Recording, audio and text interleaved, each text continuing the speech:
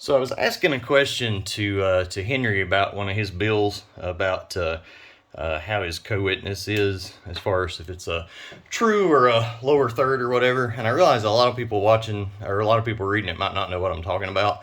Um, so co-witnessing, just to simplify it, you got your rear sight, you got your front sight, and you got your red dot.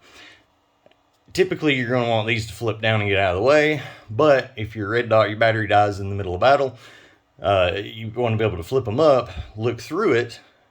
You can't see the dot because the battery's dead, but you can look through it because it's clear, and you can still use your your open sights. Okay, now, so you have to have a rear, have to have a front. These are lined up, and your red dot's lined up. So therefore, when you look at a target, you should, have a sight picture that is basically,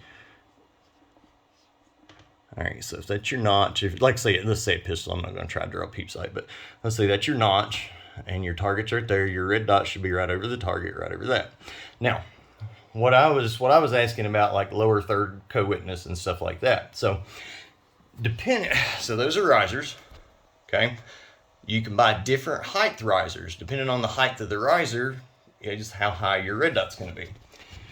If you put a higher riser and raise your red dot up, what happens is you're still going to be able to co-witness, but it brings that picture, instead of it being in the middle of the red dot, it brings it to what they call a lower third co-witness. So when you're not using your iron sights, and you're looking through it, normally your red dots appear where it's supposed to be.